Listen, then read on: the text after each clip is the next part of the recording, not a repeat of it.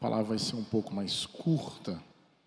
Eu preciso terminar um pouquinho mais cedo, mas Deus, Ele falará conosco para a glória de Deus, amém?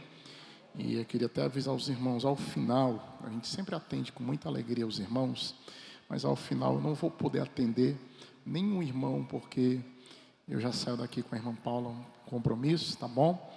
Peço a compreensão dos irmãos, se tiver alguma coisa, os irmãos entrem em contato conosco, ou se quiser conversar pessoalmente, a gente vai estar aqui no domingo, para a glória de Deus, tá bom? Os irmãos entenderam, pode dizer amém? Meus irmãos, eu li um texto em Apocalipse, capítulo de número 4. Esse texto eu já preguei aqui, mas eu trouxe essa palavra num tom de pregação, acredito que num domingo à noite. Mas esses dias que nós estamos vivendo, eu comecei a meditar nesse texto e comecei a olhar ele de uma forma diferente. E eu creio que Deus, Ele tem uma palavra especial para cada um de nós em Apocalipse capítulo 4. João tem uma visão, a visão do trono da majestade divina, e a Bíblia diz que depois destas coisas, depois de quê? Depois que ele tem a revelação do Cristo. Quando João tem essa revelação, meus irmãos, ele está preso. João não estava vivendo uma situação tão confortável, ele estava preso. Mas mesmo preso, a Bíblia vai nos mostrar que ele tinha uma esperança maior, uma esperança no Cristo. Jesus se revela a ele, aparece a ele, e depois que ele tem a revelação de Cristo, ele recebe de Deus essas mensagens às 7 igrejas da Ásia, que nós já pregamos aqui de uma forma talvez não muito profunda, porque a gente não tem muito tempo, não é uma aula, mas se você quiser revisitar, tem lá no canal no YouTube. Eu não vou falar dessas 7 igrejas da Ásia Menor, mas Jesus, ele endereça uma mensagem a essas igrejas, e ele vai dizer: conheço as tuas obras. Para todas elas, ele vai dizer: conheço as tuas obras. Isso fala do conhecimento íntimo que Deus, Ele tem para com todos aqueles que estão fiéis servindo a Ele na sua obra. Mas João vai dizer que depois destas coisas, é justamente depois dessas revelações, depois dessas mensagens endereçadas, João vai dizer assim: depois destas coisas, olhei e eis que estava uma porta aberta no céu. Meus irmãos, essa porta já estava aberta, um pouquinho diferente da visão de Ezequiel, capítulo de número 1, que nós vamos estudar a partir do próximo domingo, a primeira lição falando sobre o livro do profeta Ezequiel. Lá em Isaías, ele tem uma visão semelhante. Ele viu o Senhor assentado sobre um alto e sublime trono. Havia um culto ali, uma liturgia declarando a santidade de Deus. Mas o que eu acho interessante, irmãos, é que aqui Deus decide desvendar a João e mostrar mistérios tremendos para que ele entendesse um pouco o que é o céu e o que é a terra. E é aqui que eu quero pregar. Naquela época, havia um império que reinava naqueles dias apostólicos, naqueles dias, meus irmãos, que eram dias de grande prosperidade, podemos dizer assim. Havia, meus irmãos, quando Paulo ele vai dizer assim que chegando, ouvindo a plenitude dos tempos, naquela época Paulo se utilizou de tudo que tinha à sua disposição para que ele pudesse pregar o evangelho. As epístolas eram o sistema de comunicação da época, onde Paulo se utilizou das epístolas para enviar mensagens, meus irmãos, àquelas igrejas que eram levantadas por ele. Ele ficava um período, constituía uma liderança e ele ia embora, porque ele acreditava naquela liderança que era constituída por ele. Então isso é muito interessante. E havia também, meus irmãos, as vias romanas, as estradas, que facilitavam o transporte entre as colônias, facilitavam o transporte entre aquelas cidades. Por que o senhor está dizendo isso, pastor? Porque alguém, meus irmãos, desconhecendo um pouco da história, ele pode dizer que no Império Romano só tinha coisa ruim. Não, essas coisas facilitaram a propagação do Evangelho. O Evangelho chegou longe, porque havia, meus irmãos, de uma certa forma, uma estrutura na época para que o Evangelho chegasse mais longe. Mas só que, além de tudo isso que havia uma grande perseguição. Uma perseguição à igreja. Uma nova religião, ela estava surgindo, e muitos acreditavam como uma espécie de ramificação do judaísmo. E, meus irmãos, olha, a perseguição do Império Romano era algo assim muito grande. Por quê, pastor? Porque os imperadores, meus irmãos, eles não tinham limites na sua criatividade para matar os cristãos. Os cristãos eram mortos, meus irmãos, a pauladas. Os membros eram cortados, eles eram acesos para iluminar os estádios, as feras eram soltas de jaulas para matar os leões, para matar os cristãos, melhor dizendo, os leões matavam os cristãos. Meus irmãos, eram tantas atrocidades. Se você quiser saber um pouquinho a respeito disso, tem 2 livros que você vai ler, e não é história de terror não, irmão, é real o que aconteceu nessa época. Um deles é um clássico do John Foxe, chamado O Livro dos Mártires. Meus irmãos, olha, você lê e chora de tanta perseguição que havia com esses cristãos. E o outro é um clássico também da CPAD, chamado As Catacumbas de Roma, que você vai ter uma ideia da perseguição que eles sofriam. Então havia uma perseguição. Havia, meus irmãos, uma frente contra os cristãos naquela época. Havia, meus irmãos, um império que estava esmagando os cristãos.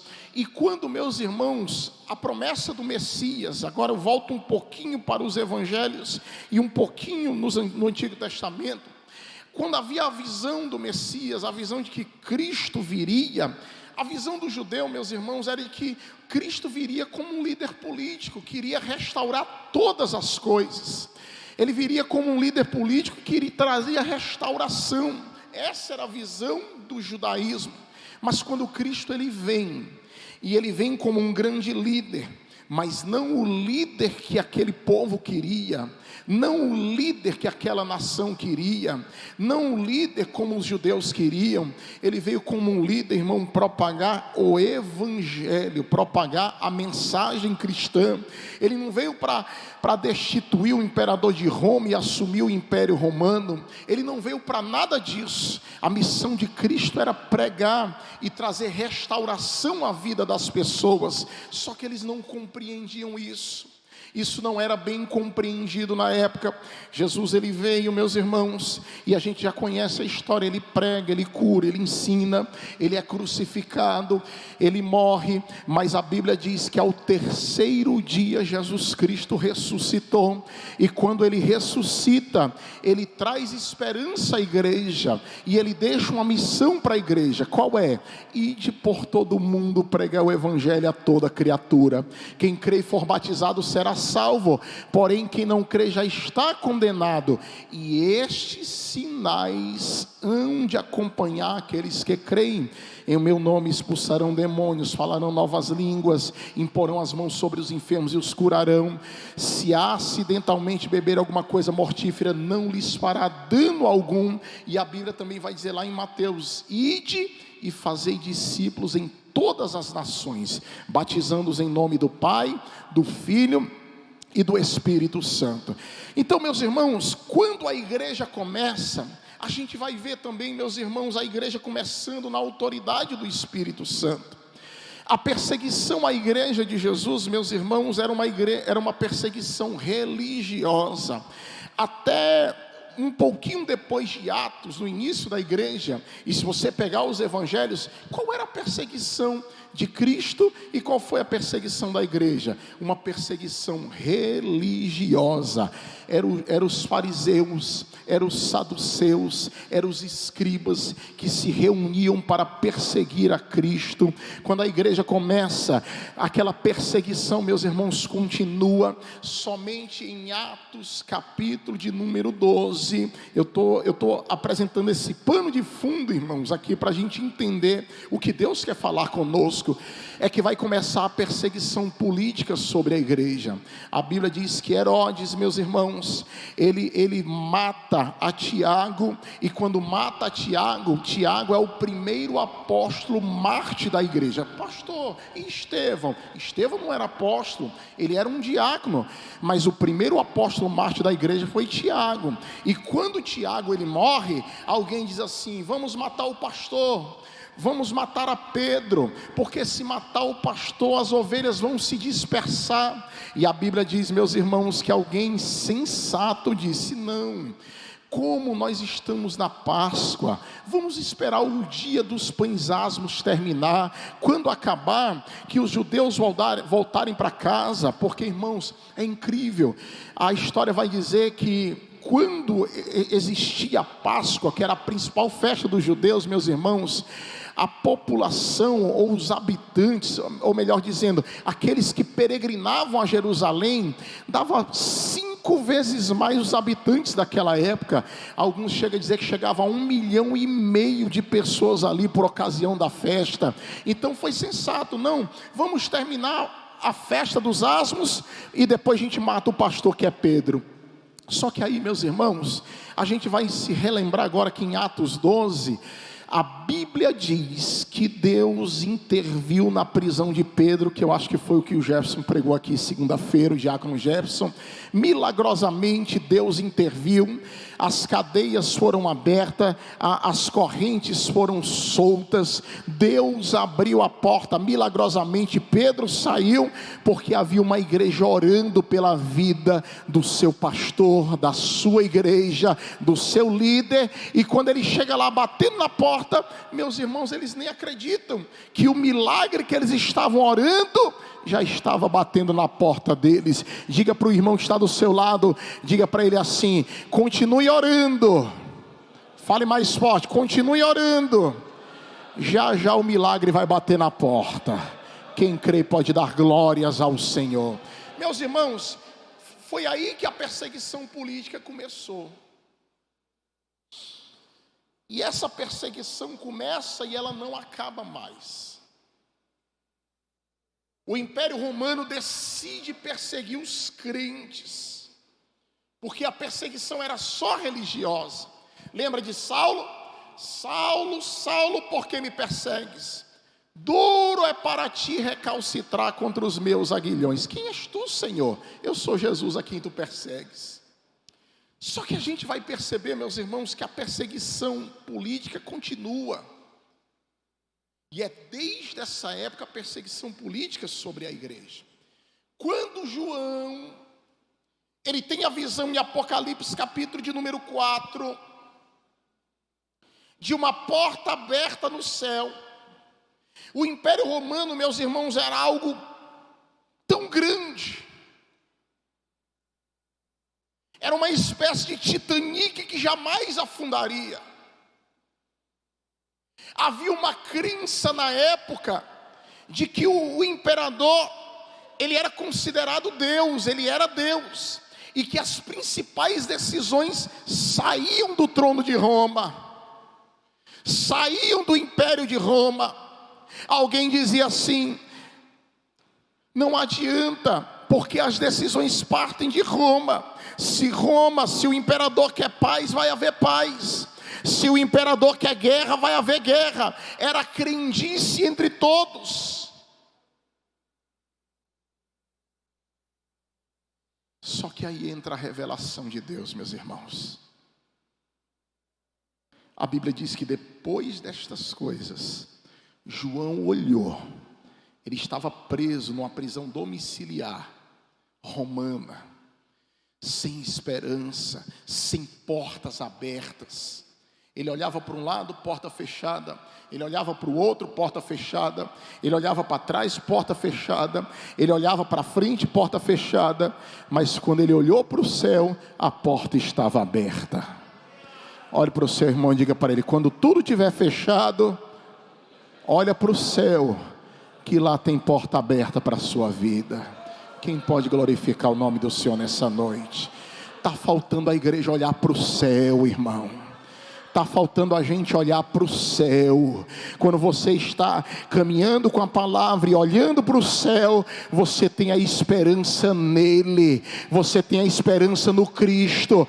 É Ele quem guarda esta igreja, é Ele quem guarda o seu povo.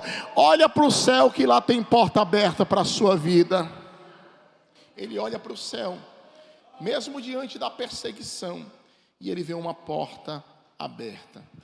E ele ouviu uma voz como de trombeta. Irmão, a trombeta era muito utilizada no Império Romano, pelo menos em 3 oportunidades, para acordar ou despertar os soldados que estavam dormindo, para colocá-los em forma. Havia um segundo toque. O primeiro toque era para acordar. Quem já foi militar aqui sabe do que eu estou dizendo. O primeiro toque é o toque de despertar, acorda, para acordar. Segundo toque era para entrar em forma, ou seja, se alinhar. E o terceiro, pastor, era para marchar. Havia pelo menos essas 3 oportunidades, ouvia-se a trombeta romana. Pelo menos essas 3. Para acordar, para entrar em forma e para marchar. Ou seja, para despertar, para alinhar e para continuar andando.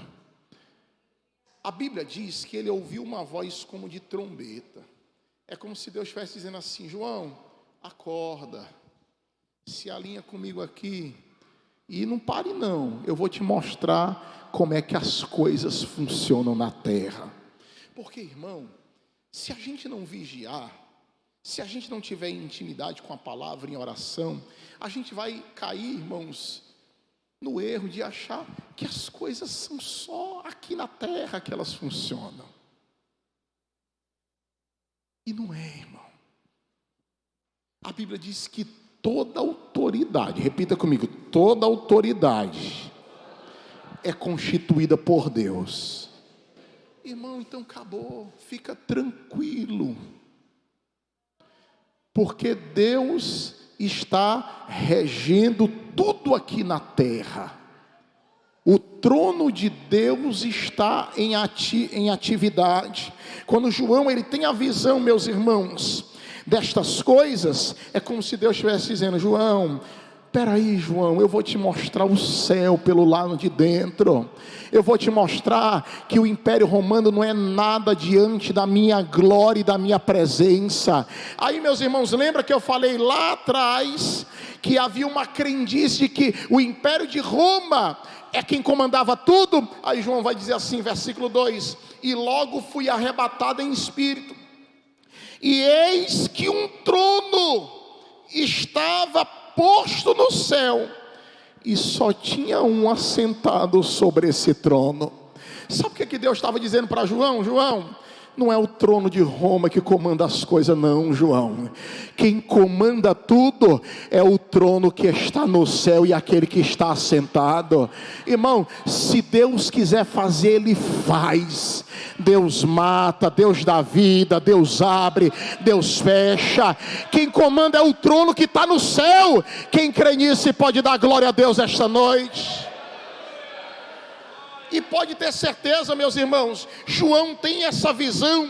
E quando João tem a visão, a porta estava aberta. A primeira visão de João foi a visão de um trono. Sabe o que é isso? É Deus dizendo: quem comanda tudo sou eu. Quem tem autoridade sobre o céu e terra sou eu. Quem manda o sol parar sou eu. Quem dá o vento a esta terra sou eu. Quem dá o ar para você respirar sou eu. Quem dá a vida sou eu. Quem abate sou eu. Quem levanta sou eu. Quem faz tudo sou eu. Então nesta noite a igreja está debaixo desta promessa, é de que há um trono cuidando da igreja, há um trono cuidando de cada um de nós, e nós só temos que estar direcionados a Ele, porque Ele comanda todas as coisas. Quem pode dar um brado de glória a Deus aqui nesta noite, meu irmão? O meu desejo é que você saia daqui nessa noite dizendo: Senhor, eu quero andar de acordo com o teu trono. Senhor, as ordens vêm lá do alto sobre as nossas vidas. Se você olhar, meus irmãos, todos os grandes impérios da história da humanidade, o império babilônico, o império persa, o império assírio, o império romano, eram impérios inabaláveis, que as pessoas diziam: nem Deus acaba com esses impérios. E o que é que Deus fez? Ele abateu esses impérios, meus irmãos, e o povo de Deus ainda continua erguido, levantado, adorando e glorificando a presença do Deus Todo-Poderoso. Meus queridos e amados irmãos, a perseguição veio sobre a igreja, aleluia. Eu quero que você entenda que essa preocupação que as pessoas têm é mínima. Meus irmãos, o meio político não está preocupado com a igreja, não se engane. Nenhum lado está preocupado com a igreja. A igreja, meus irmãos, a preocupação, quem se preocupa com a igreja é o Deus dessa igreja, para a glória e para o louvor do seu santo nome.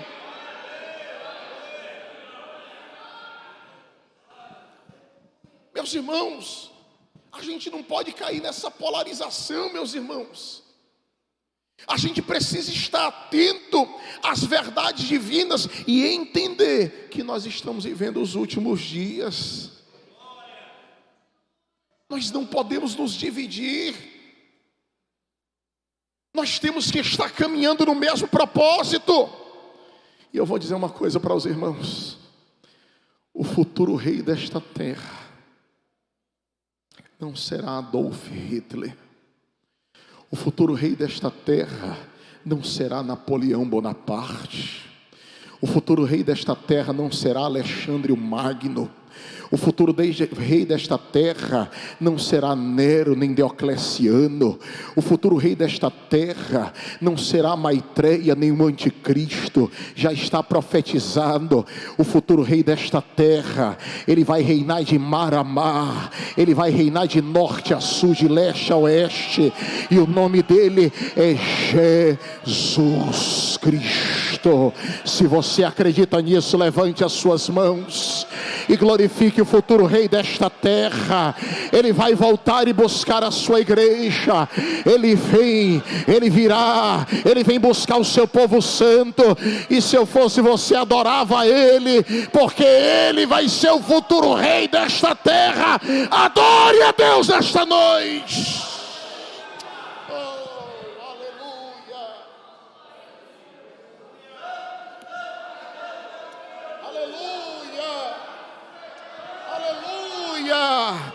Ele vai reinar de mar a mar.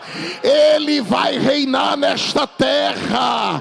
É por isso que eu digo, aonde eu passo, eu não confio nos homens desta terra, eu não confio nos homens que estão aqui.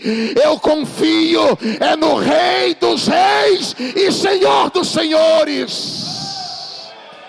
Quem pode dar um brado de glória a Deus esta noite? Aleluia. Foi isso que João viu, irmão. João viu um trono, presbítero Assis. O trono, na visão de João, não foi aleatório. Deus estava dizendo para ele: não é o trono de Roma que comanda tudo. Às vezes, irmão, nunca esqueça disso. Eu me lembro, alguns anos atrás, quando eu gerenciava uma livraria, alguns pastores, eles estavam se reunindo numa torre muito alta aqui em Fortaleza, dizendo: olha, nós estamos em vigília de oração, nós estamos em relógio de oração, porque um profeta, não sei de onde veio, e fez uma profecia condicional se o povo de Deus não se arrependesse. E ali começaram a orar, começaram a interceder. Depois veio aqueles profetas do caos. Cuidado, irmão, com os profetas do caos, viu? Teve um aqui em Fortaleza que profetizou um tsunami em Fortaleza, que se não acontecesse na data tal, ele não era um homem de Deus. E o pior, irmão, não aconteceu. E nem vai, eu não vou dizer que não vai acontecer, mas não aconteceu porque não era vontade dele, do homem. Só acontece o que é promovido pela vontade de Deus sobre as nossas vidas. O que não vem para edificar, vem para provar. O que não vem para edificar, vem para provar. É por isso, irmãos, que toda boa vontade, ela vem do Pai das luzes. João viu um trono. Agora, o que eu acho lindo foi a visão. O que estava sentado era, na aparência, semelhante a pedra de jaspe de sardônica. E ele vai dizer: e havia um arco celeste ao redor do trono, e era semelhante a esmeralda. O que foi que apareceu no dilúvio para falar da aliança de Deus para com o homem, que nunca mais ele mataria a humanidade ou exterminaria a humanidade com as águas de um dilúvio? O que foi que apareceu, irmão? Arco-íris. Mas nós crentes não vamos mais chamar arco-íris, porque íris era uma deusa egípcia.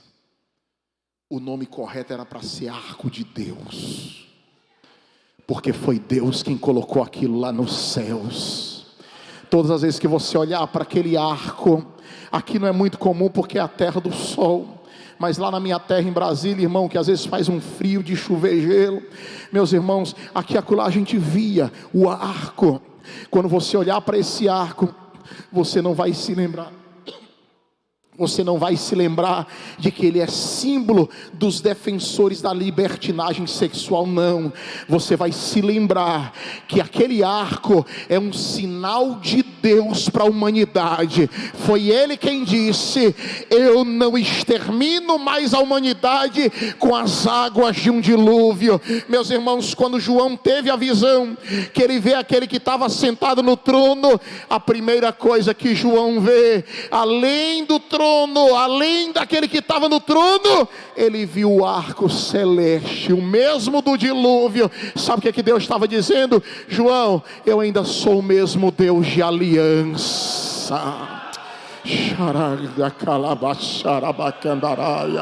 Eu ainda sou o Deus que falo e cumpro com a minha palavra. A igreja vai continuar sendo protegida por Deus. Alguém se assombra e diz: porque o anticristo está surgindo na Europa, a guerra da Rússia está tomando tudo e depois vai para Israel.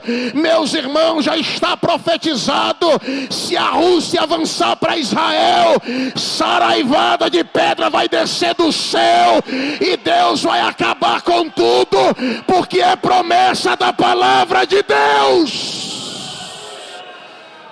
Levante as suas mãos comigo nesta noite. Eu estou sentindo a presença do nosso Deus aqui neste lugar. Adore ao Senhor nesta noite. Adore a Deus esta noite. A igreja não teme a nada a não ser o pecado. A igreja não se curva a nada a não ser diante de Deus. A igreja não deseja nada a não ser estar na sua santa presença. Eu vou deixar você glorificar a Ele por um minuto. Adore e glorifique a presença de Deus. Aleluia! Adore ao Senhor nesta noite.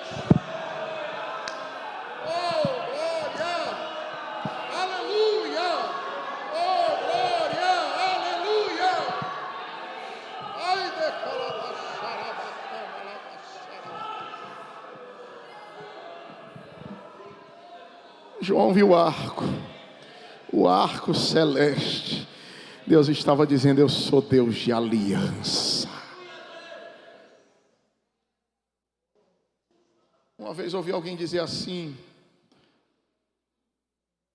por que Deus não acaba logo com a igreja? É tanta coisa errada. E eu disse: irmão, Ele não acaba e Ele não vai acabar com a igreja. Como é que você tem certeza disso?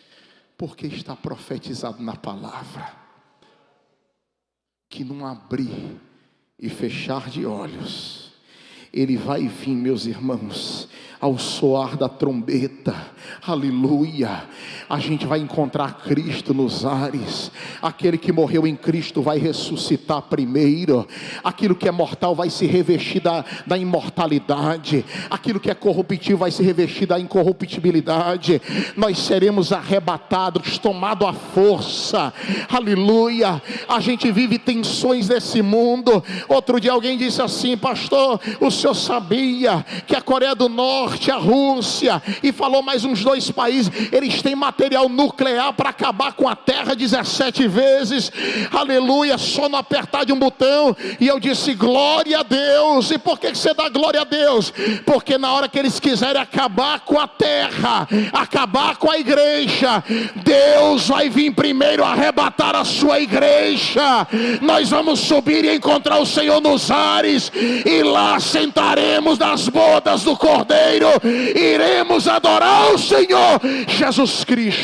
Só quem tem essa esperança, só quem tem essa esperança, só quem crê que Ele vai voltar. É por isso que Paulo, escrevendo aos Filipenses, ele disse: a nossa pátria está nos céus, de onde aguardamos o Salvador, o Senhor Jesus Cristo. Essa é a nossa esperança. Olha para seu irmão e diga assim para ele: reavive a sua esperança. Mas diga mais forte, irmão: reavive a sua esperança. Faz de conta que vocês jantaram bem muito. Reavive a sua esperança, aleluia. Reavive a sua esperança. Obreiros do Senhor, reavive a sua esperança. Senhoras, reavive a sua esperança. Jovem, reavive a sua esperança. Criança, reavive a sua esperança. Homens de Deus, mulheres de Deus, reavive a sua esperança. O verdadeiro Messias é aquele que vai voltar para buscar a sua igreja. É Ele que vai voltar para buscar a sua igreja.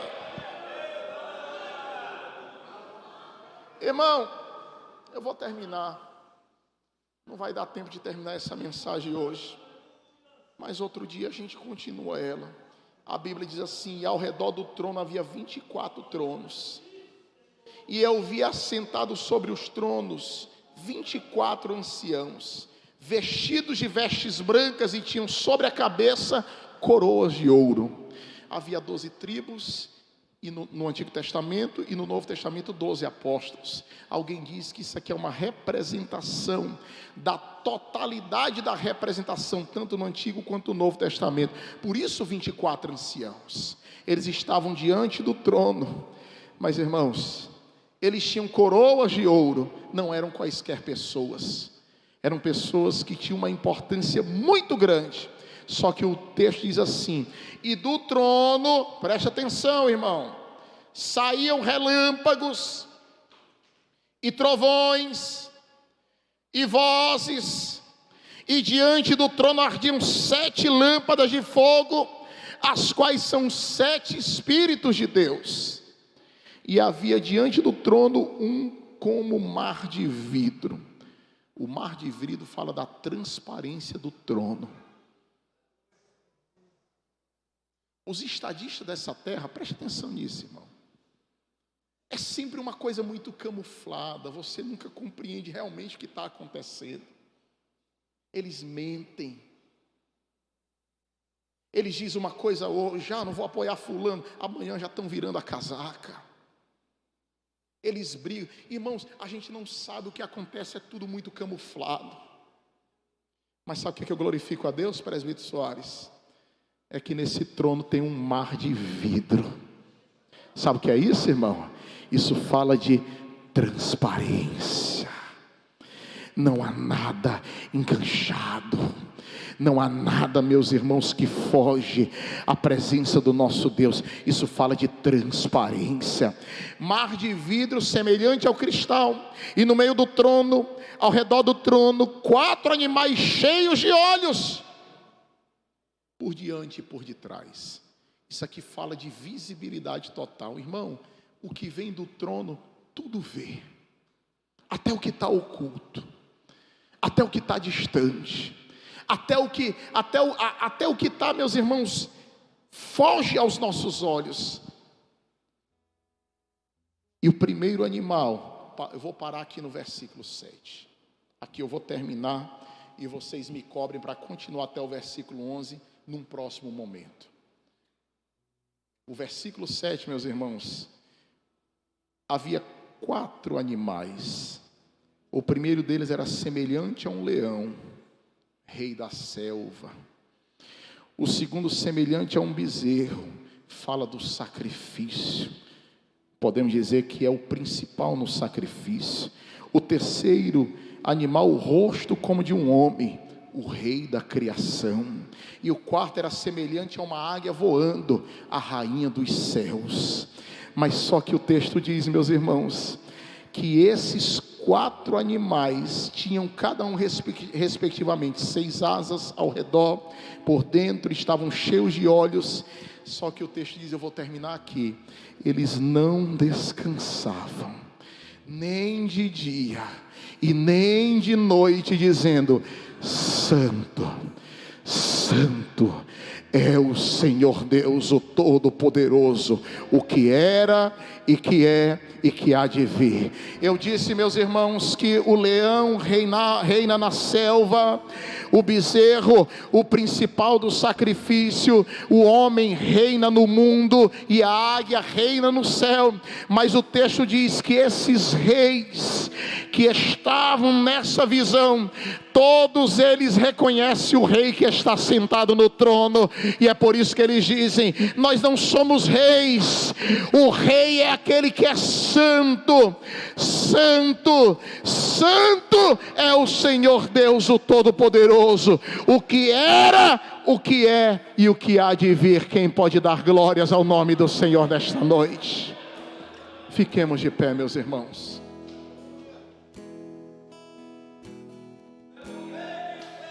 Num outro momento vocês me cobrem para eu terminar esse capítulo. Mas Deus está nos chamando a adorar o nome do Senhor. Quem veio adorar o nome do Senhor? Irmão, eu não vou passar mais do que 3 minutos, vai ser bem rapidinho hoje. Mas eu queria adorar a Deus com a igreja nesta noite. Eu queria pedir à igreja nesta noite: vamos adorar a Deus. Irmão, os animais estavam adorando, dizendo que Ele é santo, que Ele é poderoso. Pastor, o que o senhor quer dizer com isso? Irmão, fica tranquilo. Seja um cidadão da terra, mas não esqueça que você é do céu. Você só está aqui de passagem. A gente só está peregrinando por aqui. Daqui a pouco Ele vai voltar e vem arrebatar a sua igreja. Quem tem essa esperança que Ele vem arrebatar a igreja? Aleluia.